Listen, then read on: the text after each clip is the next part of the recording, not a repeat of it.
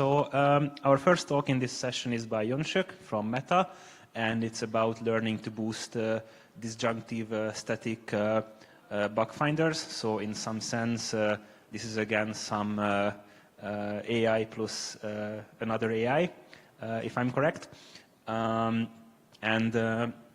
This talk has actually been presented recently and published recently at INFER'23. So yeah, we are happy to have the talk here too, and yeah, the ground is yours. Okay, thank you very much. Yeah, my name is Yunseok. I'm a software engineer at Meta. This work is a joint work with Professor Hak-ju Oh at Korea University. And yeah, as Kush mentioned, it was published at ICSI this year.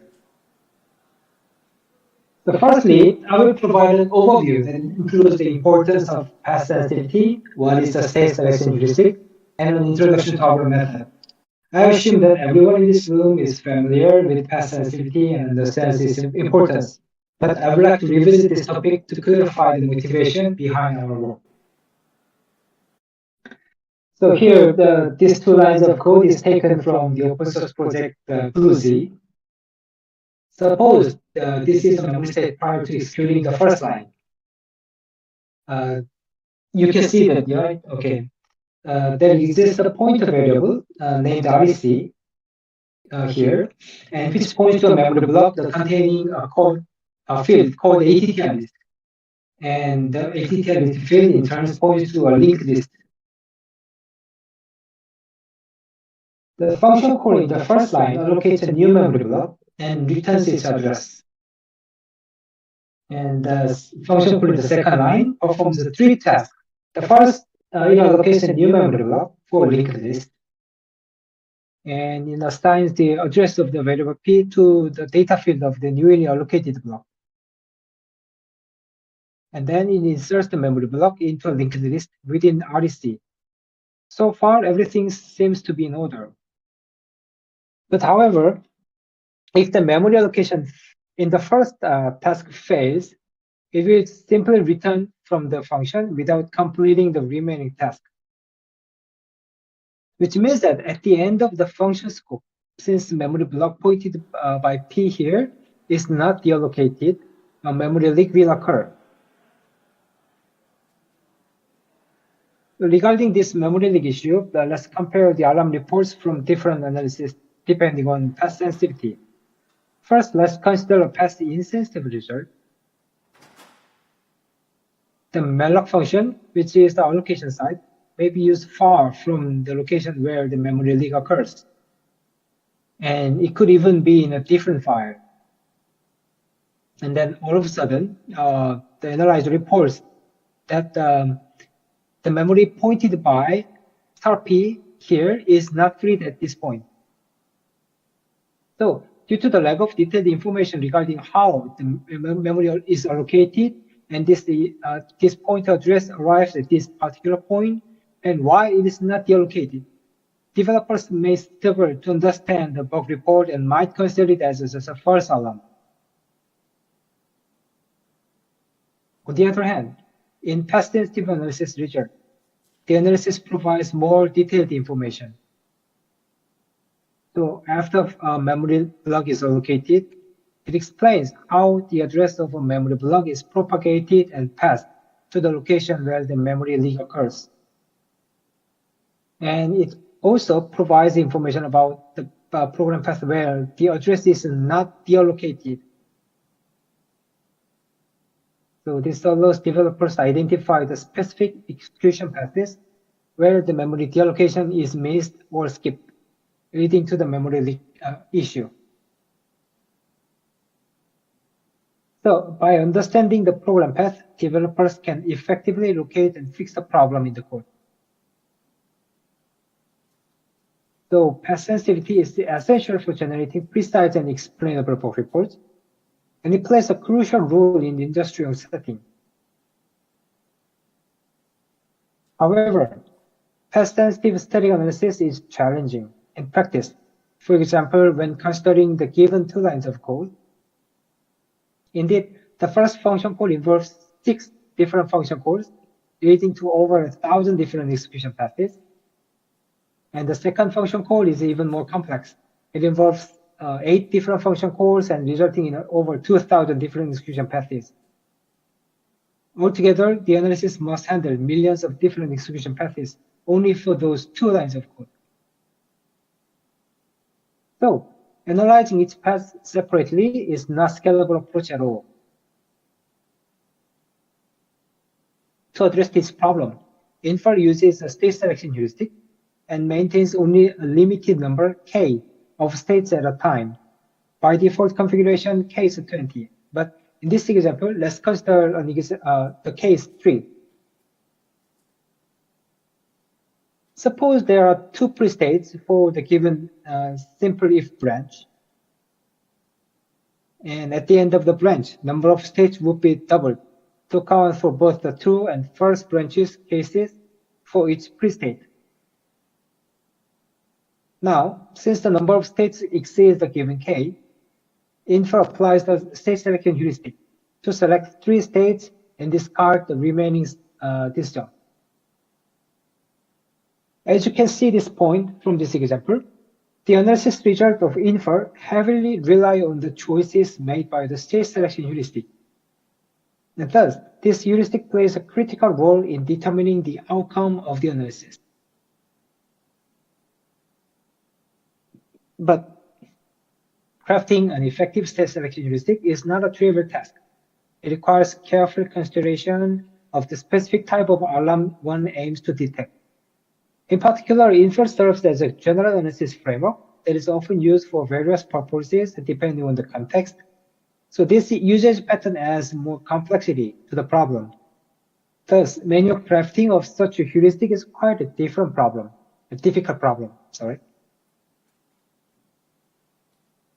So to address this problem, our method takes a simple yet effective approach. We strive to enhance the state selection heuristic by leveraging data-driven learning technique.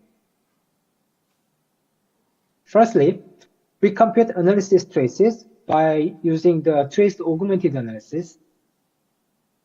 When an alarm is detected in a trace, we consider the partial trace from the beginning up to the state where the alarm is reported as an alarm triggering traces. And all the remaining traces are considered as the non-alarm triggering traces. And now we just eliminate the associated traces and classify them into 2 categories, non-alarm contributing states and alarm contributing states. Now we have 2 sets of states based on their contribution to the alarm reporting. We put these sets of states into an off-the-shelf classification algorithm, assigning weights of 0 and 1 to the respective states. The algorithm then generates a trained model. This resulting trained model can be considered as a function that takes a program state as an input and outputs a probability indicating the extent to which the given state contributes to alarm reporting. So we can use this function as a scoring function in our approach. During the analysis, if the number of disjunct states exceeds the given threshold k, for example, we use a case 3 here, we use the trained model to score each state based on its likelihood of contributing to the alarm reporting. Now we just need to select the top k state with the highest scores. By this approach, we effectively enhance the probability of detecting alarms overall.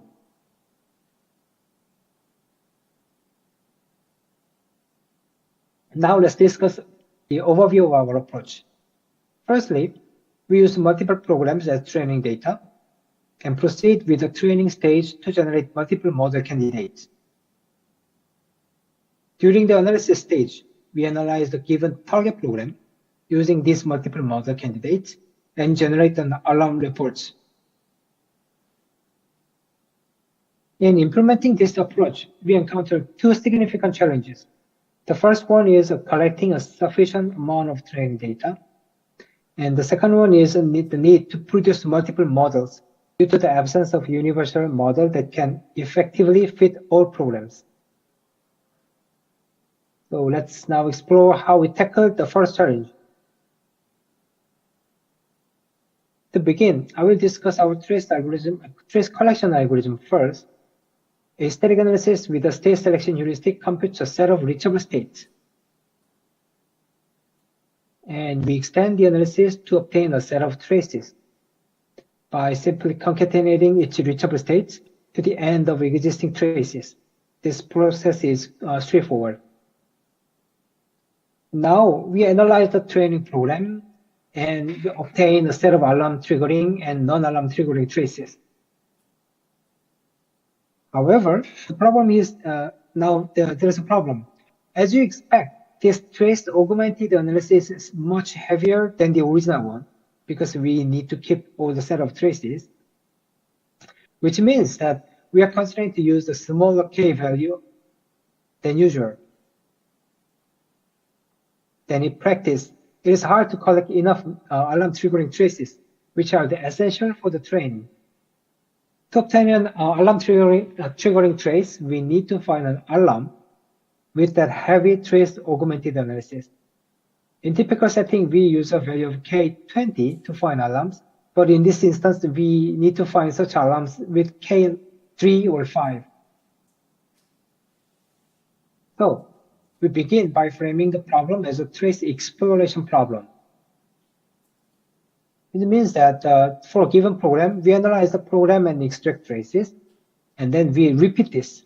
So by this the iteration process this is the iteration process to further explore the programs and gather additional traces like this.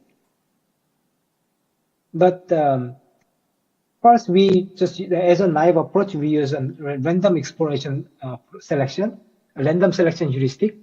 And this random selection heuristic was not actually efficient because its search space is too large, and it is not easy to find alarms by just a random heuristic.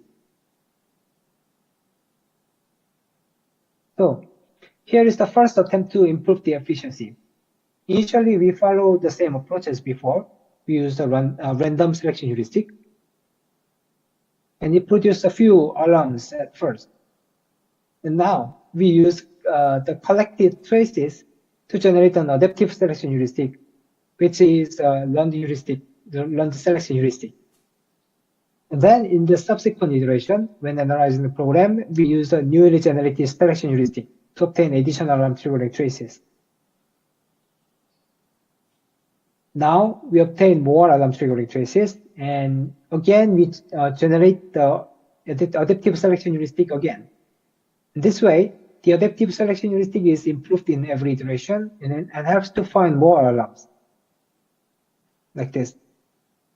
But as expected, the outcomes from this repetition tend to converge quickly, and it produces quite homogeneous alarm triggering traces with consistent characteristics, which are not appropriate for training models. To address this issue, we have devised a repetition avoidance heuristic. The goal of this heuristic is to prevent the selection of traces that have already been visited during the previous analysis.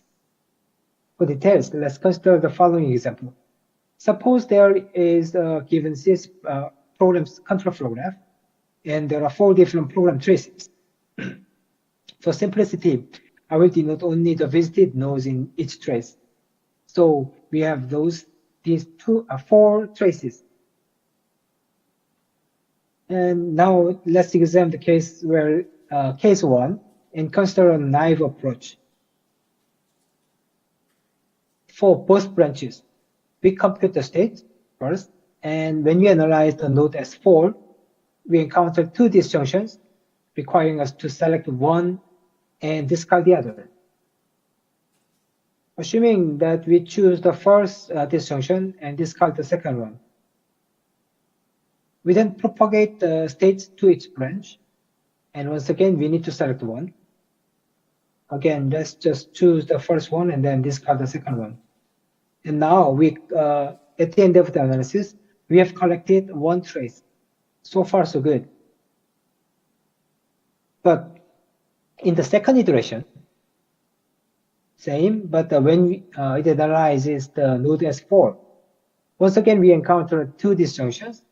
At this time, we face a decision. First is selecting the first disjunction, but it requires knowledge of whether all paths have been explored or not. For example, the path 1 here, 1, 2, 4, 6, 7, if this is a dead code, indeed we must not choose S1 to 4 because we already visited all the paths from this S1 to 4.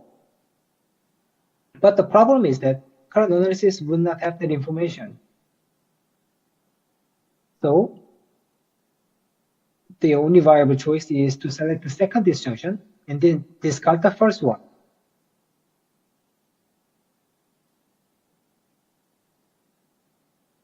Sorry. Okay. So yeah, now we choose the second one.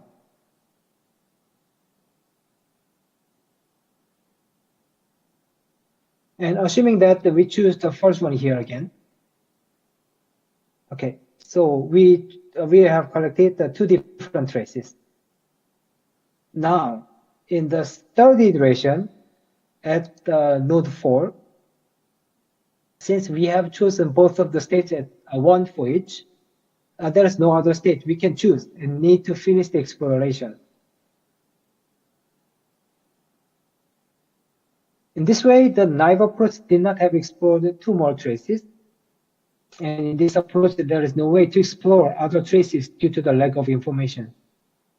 The analysis does not know what they can explore more because it is about the future information at the time of analyzing the program. Now, here is our approach. We introduce an algorithm to compute thoroughly explored subpaths. So during the program analysis, we add annotation to indicate whether certain states on the trace were discarded or not. For instance, in the first iteration, if we choose the first state and discard the second state, then we annotate the node S4 on the selected trace, like this. And then we propagate that annotated information. And whenever we discard any other trace, we annotate the corresponding node on the selected state. So like this. Using this approach, we can extract the covered prepath from the collected traces. This covered prepath is defined as a trace starting from the beginning and ending at the last annotated state. So this trace represents a fully explored prepath. In the next iteration, when we analyze the node S4, we can once again choose the first state. This decision is based on the fact that the subpath S1, S2, S4 is not a part of covered prepath yet. It indicates that there is an additional exploration required in the subpath 1 to 4. Therefore, we select the first state to continue the exploration process.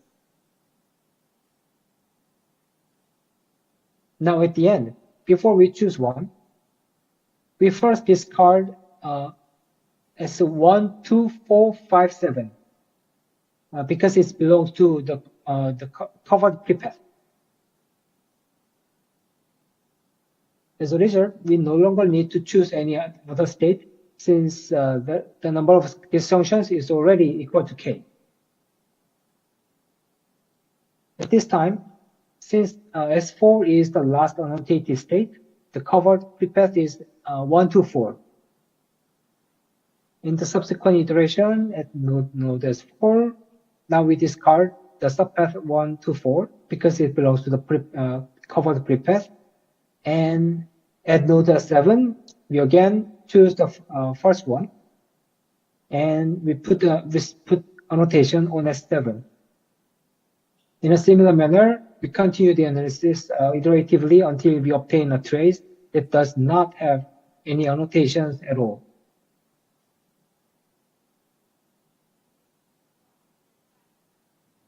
So the important point of this algorithm is that it works with the larger K.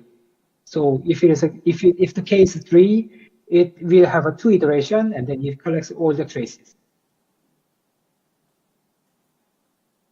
So now, as we repeatedly analyze the training program, our trace collection algorithm produces new alarm triggering traces.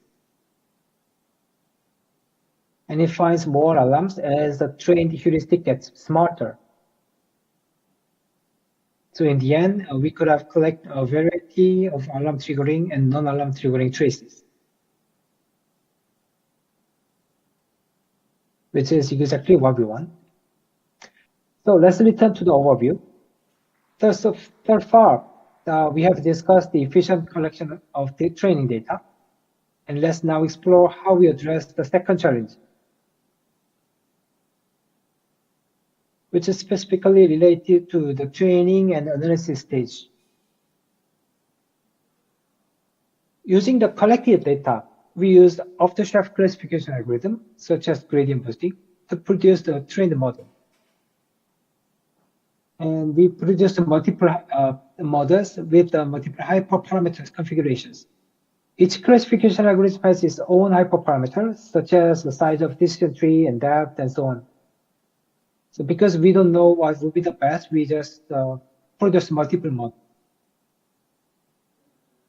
And as a validation, we use different set of programs. And we analyze the validation programs by each of the previous models and produce the alarm table generated by each trained models. As you can see here, there is no universal model that fits all programs. So in our approach, we use 2 steps of model selection. First step involves the offline model selection during the training stage. So after the training stage, we apply some offline model selection and produce some selected models. The goal of this offline model selection is to identify the optimal combination of models that effectively capture a wide range of alarms considering the given parameter M. Here M represents the number of models generated through the offline model selection process. So initially, we generate all possible combination of models, M models. Here, as an example, M is 2, so we produce the 3 different combinations.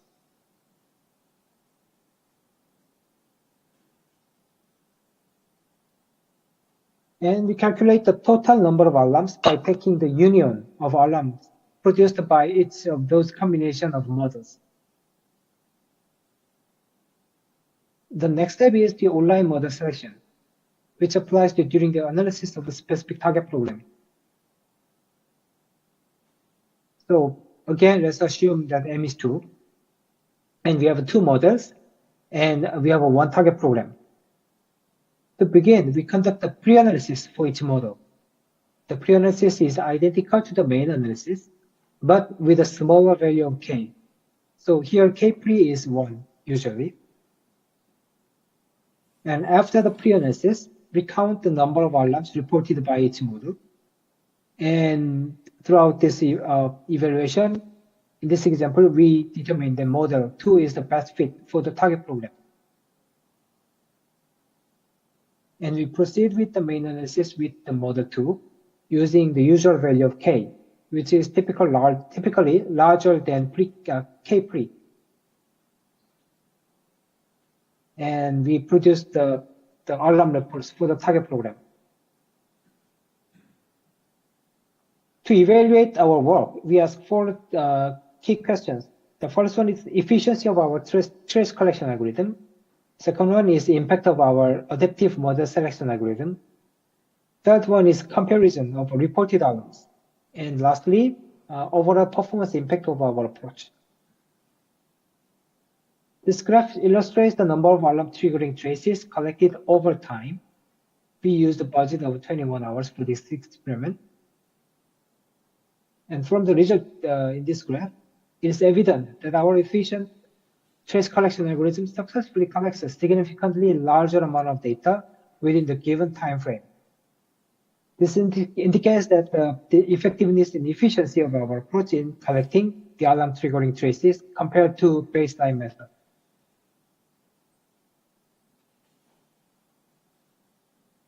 And at the end, in this experiment, our trace collection algorithm finds 3 times more alarm triggering traces in the given time budget. And secondly, this is the adaptive model selection. So the graph illustrates the impact of our adaptive model selection algorithm. Here, x-axis represents the number of trials conducted, while the y-axis displays the number of alarms reported by each method. Yeah, to ensure the consistent and deterministic result, we perform the experiment in a single-threaded mode while maintaining the same co-graph across different analysis options. So this approach eliminates the potential variations rising from some non-determinism. And we parameterize the data-driven infer using 2 variables, m and k-pre, and we just use a k-main for is equal to 5. So throughout our observation, we noted that the choice of model selection significantly influenced the number of alarms reported by the analysis. Here, this is the random selection algorithm, and the baseline original info was here. And if you find a better model like a M1, then we find more alarms. And if you use M3, which is more precise, there are 3 different models. And then if you apply some pre-analysis to find a better model, then we could have find more alarms.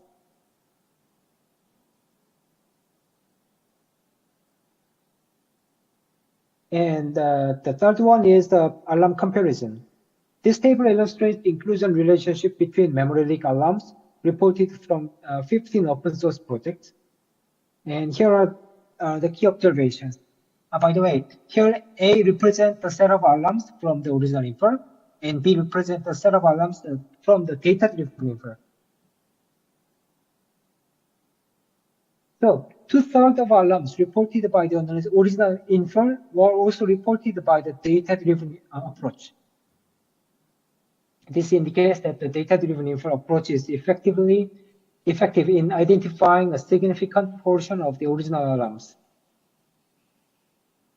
And at the cost of missing 1/3 of the original alarms, we missed 500 alarms. The data-driven infer approach discovered an additional 1,600 alarms.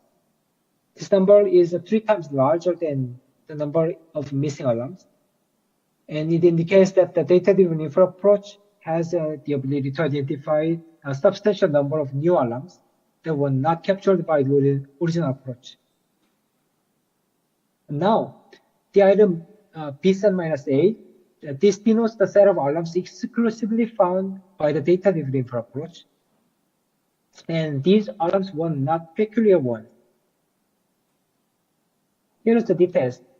This alarm report is from the open source project HTTPD.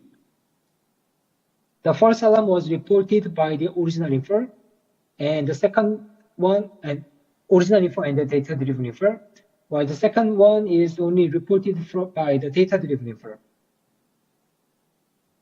And if we closely examine the alarm reports, it became apparent that they share the same root cause.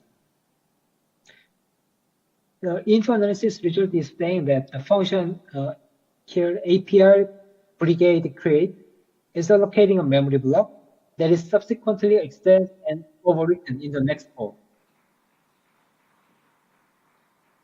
So considering the root cause are identical, it follows that the alarms are either true or false simultaneously. And the reason the original infer failed to report the latter is simply because it was not able to analyze the corresponding program path. Thus, the main argument we are making here is that the newly discovered alarms are not unique or peculiar. Instead, our approach just assists the analysis to cover more program paths that are likely to report alarms. And here is another alarm comparison in the open source project Vim. And original infer analysis, if you see the original infer analysis report, it only reports one alarms, whereas the data-driven infer reports hundreds of alarms. We manually investigate the difference. And here, what we found is here, in Vim, there is a malloc wrapper function that is used throughout the entire source code. And the computed summaries from infer such as follows. There's one summary for successful memory allocation, while all the other summaries represent cases of memory allocation failure. And these numbers are a lot larger than 60. And the problem here is that the existing state selection heuristic select the states starting from the memory allocation failure cases. And as a result, even when case 60, it fails to include the case of successfully allocating the memory block. And at the end, the original infer does not consider the scenario of memory allocation at all. And therefore, it does not report any memory leak. Finally, this is the last graph. So here, x-axis denotes the number of alarms, and the y-axis shows the analysis time. This red dot denotes the original infer, and the blue dot is the data-driven infer. The analysis time of the original infer increases exponentially after it discovers 1,400 alarms.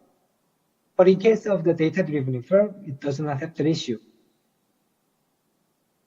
And in case of data-driven infer, we found that using M1 and K5 was already sufficient to capture higher number of higher number of alarms compared to the original infer default configuration.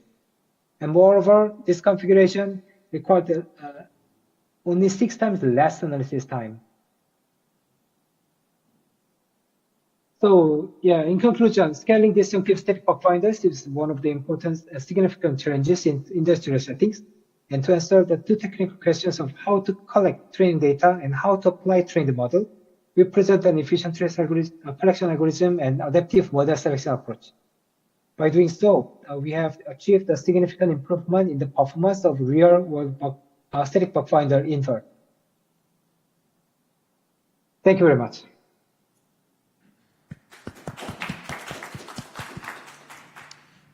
Yeah, thank you for the presentation. I can see one question on Discord. Maybe we can start with that.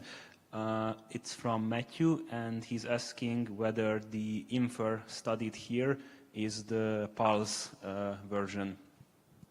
Yes, I applied only Pulse. And the second question also by Matthew is why is there such a large discrepancy between data-driven and original? Apologies if you touched on this, but given that data-driven infer seems to be way more talkative, is it less precise? What do you mean by less precise? Do you mean that, do you suspect that there could be more false positive? Is that?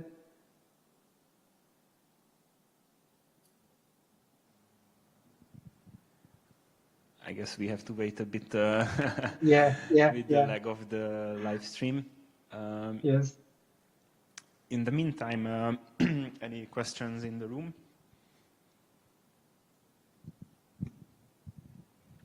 Yeah, hi, David Pichardi, thanks for your talk. I was wondering, so I'm interested by this efficient trace collection algorithm, because you try to message the set of trace during your exploration. If you were to implement directly a state selection algorithm to implement the disjunctive filtering directly without AI, I wonder if the kind of symbolic manipulations that you are doing in this part of your algorithm could be useful. Did you think about that? No, I haven't thought about that. Okay. Can you be more specific? Yeah. So imagine you have 30 disjuncts and you want to keep 20 of them, and you have to make a choice. So maybe you need to have more information inside these disjuncts to make your decision. That's why maybe you want a trace. But you don't want too many traces in order to keep things manageable. So I see maybe something to think about if you want to directly implement this selection algorithm. And I don't know if you have ideas around that. Okay. Honestly, I haven't thought about that, but yeah, it seems interesting approach. Maybe I will think about it. Yep. Thank you. Thank you for the comment. Yes, so coming back to the question of Matthew, yes, so when we say it's less precise, we mean that it has more false positives. Yep, okay. Good question. So I will maybe back to some slides. And yeah, just relaying what's on Discord is what Matthew is asking is, are the larger number of reports driven by finding a significant number of legitimate issues that PALS would not otherwise have found, or are these other reports false positives? I am wondering because I was expecting that the data-driven approach might have comparable or fewer false positives. Okay, good question. But as I explained here in the investigation from the comparison of reported alarms, I don't think this alarm reporting, this heuristic changed the ratio of false positive or true positive. Maybe if you train only by the true alarms, then maybe you might increase the true positive and reduce the false positive by this training. But actually, we haven't tried such an approach, and then basically we just trained all the alarms. So we are just focusing on finding more alarms.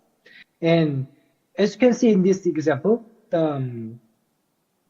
mostly the alarm that we could not find by the original infer was like the root cause were quite similar, were the same. So in this case, if the original infer alarm is true, then it's the same as the new one. And on the other case, it is same. They're both false positive. So in this point, I think the false and true positive ratio will be the same. And on the other case is like this kind of case. So in this case, we actually haven't investigated more, but basically the difference is only that the original infer does not cover some important paths, and our data-driven infer just guide to cover those passes. There is no difference in the analysis. So in principle, there would be no difference. Okay, thank you for the answer. I guess you can also continue following up on Discord. Any other questions in the room? I would actually have one about the availability of this data-driven infer, since the original infer is, open source and you can try it on any project. Basically, if I would like to try it on WhatsApp server, for example, is this available in the main repo, or is this some branch or a fork, or like what's the status of this? Okay. this data-driven infer is actually implemented based on the INFER 1.0. And this source code is available in Facebook research. But it's a different repository from the Facebook Infer. This is the Facebook research / data-driven infer. So I will personally let you know the repository URL. I see. And are there any plans to upstream this into the main repo? For me, it's up to the Infer team, but as far as I know, there is no concrete plan so far. Okay, thank you.